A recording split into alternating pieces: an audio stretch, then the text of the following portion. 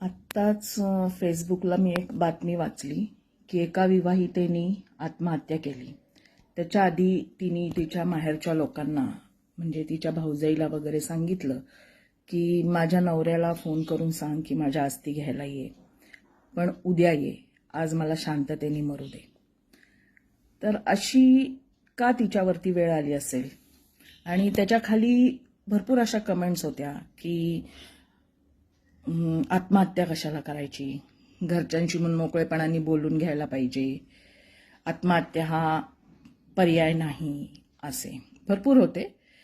पण मला आत्ता बोलावंसं वाटतंय की आपण जरी घरच्यांशी बोलायला गेलो तर घरचे त्या बऱ्याच वेळा एकतर त्यांच्याकडे वेळ नसतो ऐकायला, आणि काही सांगायला गेलं तर बऱ्याच वेळा त्या समोरच्या व्यक्तीलाच चुकीचं ठरवतात की तुझी चूक आहे, तुझी चूक आहे.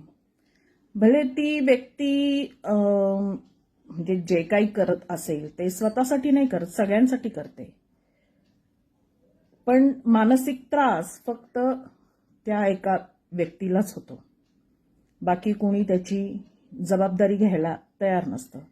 आणि मग अशा वेळेस काय होतं की त्या व्यक्तीला पण असा प्रश्न पडतो की मी आता कोणाशी बोलू, घरचे तर माझं ऐकत नाहीत, घरचे मलाच चुकीचं ठरवतायत, मग मी कोणाशी बोलायचं?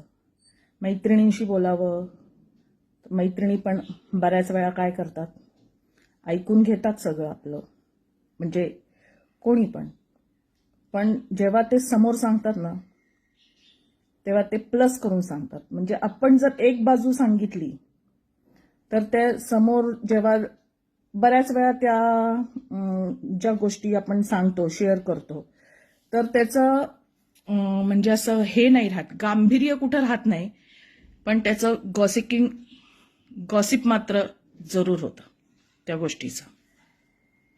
त्यामुळे बरेच जण असा विचार करतात की कशाला कोणाला सांगायचं, आपलं दुःख आपल्याजवळ, जर आपल्याला समजून घेणारच कोणी नसेल तर सांगून पण काही उपयोग नाही.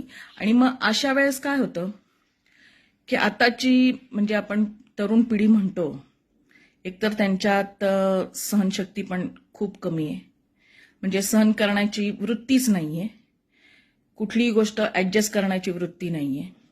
सगळ्या तरुणांसाठी नाहीये हे अपवाद असतात, ह्याला सुद्धा काही काही बरेच सहन करतात. पण मग आत्महत्या हा एकच पर्याय आहे का त्याच्या मागे? पण शेवटी असं होतं ना की आपल्या समोर काही पर्यायच राहत नाही की आता करायचं काय. मी सांगू कुणाला, माझं जर कुणी ऐकूनच घेत नाहीये. आणि जरी आपण सांगितलं एखाद्याला, आपली व्यथा एखाद्याला सांगितली, तरी त्याच्यातून मार्ग निघेलच असं काही नसतं ना. कदाचित तो आपल्याला फक्त सल्ले देईल की तू असं करायला पाहिजे होतं, तू तसं करायला पाहिजे होतं, मग तू इथं चुकली किंवा चुकला, असं फक्त सांगू शकतो. पण त्याच्यातून मार्ग काय? आपण मार्गासाठी त्याला सांगत असतो, समोरच्या व्यक्तीला जे काय सांगतो ते, की त्यांनी आपल्याला एक अपेक्षा असते की त्यांनी आपल्याला मदत करावी. पण अशा गोष्टी आता होताना दिसत नाहीत. कदाचित माझा मुद्दा भरकटत असेल, पण म्हणजे मला असं वाटतं की आत्महत्या हा मार्ग निश्चितच नाहीये. त्याच्यातून आपण आपलेच मार्ग काढायला पाहिजेत. आणि नाही ना आपल्याला कुणी समजून घेत, इट्स ओके, आपण आपल्या हिमतीवरती त्याच्यातनं मार्ग काढायचा आणि समोरच्याचं तोंड बंद करायचं. किंवा नाही पटत आहे ना आपलं आपल्या नवऱ्याबरोबर, तुम्ही निघून जा कुठेतरी, 4 दिवस, 8 दिवस, महिनाभर. माहेरचे तुमचं ऐकत नाहीत, त्यांच्याकडे जाऊ नका, मैत्रिणींकडे जाऊ नका, कुठेही जाऊ नका. एकटे निवांत एका ठिकाणी जा जिथे फक्त तुम्ही असाल, एकटे. तुम्हाला सल्ले देणारे कुणी नसेल, तुम्हाला टोचून बोलणारं कुणी नसेल, तुमच्यावर चिडचिड करणारं कुणी नसेल, तुम्हाला मानसिक त्रास देणारं कुणी नसेल. अशा ठिकाणी तुम्ही एकटे जाऊन राहा, महिनाभर राहा. महिनाभराने शांतता वाटली तुम्हाला, महिनाभरात तुम्ही तुमचा विचार करा, काय करायचं काय नाही, आपलं चुकतंय का, समोरच्याचं चुकतंय का, कोण चुकतंय, आणि मग तुम्ही पुढचा डिसिजन घ्या, असं मला वाटतं. बस. म्हणजे मला आता सुचत नाहीये काय बोलावं. पण मी आता बघतेय ना, तरुण तरुण मुली आत्महत्या करतात हो. इतकं काय त्यांना त्रास होतो की आत्महत्या करायची वेळ येते त्याच्यावर. रोज एक बातमी आहेच. आज या पतीने आत्महत्या केली, पत्नीने आत्महत्या केली, असं झालं तसं झालं. म्हणजे कायम ते उघडलं ना की त्याच बातम्या दिसतात आपल्याला.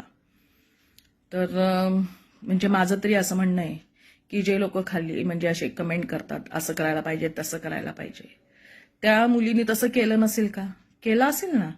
तिने पण सगळ्यांशी ती बोलली असेल, तिच्या मैत्रिणींशी, तिच्या घरच्यांशी, सगळ्यांशी बोलली असेल. पण जर तिला कोणी समजूनच घेतलं नसेल तर? आणि शेवटी आपल्याला काय वाटतं, कुणी नाही समजून घेतलं ना तरी आपल्या नवऱ्याने तरी आपल्याला समजून घ्यावं. पण तो महत्वाचा माणूस जर आपल्याला समजून घेणारा नसेल तर तिने काय करावं? पण आत्महत्या नक्कीच करू नये. ह्याच्यावरती तुम्ही पर्याय शोधा. तरुण पिढी, एवढा लगेच तुम्ही असा टोकाचा निर्णय घेत जाऊ नका. जरा विचार करा त्या गोष्टीवरती आणि मग आपल्या आयुष्याचा निर्णय आपण घ्या. पण आत्महत्या हा नक्कीच पर्याय नाहीये. माझा विषय भरकटला असेल तर सॉरी, पण जे माझ्या मनात आलं ते मी बोलले.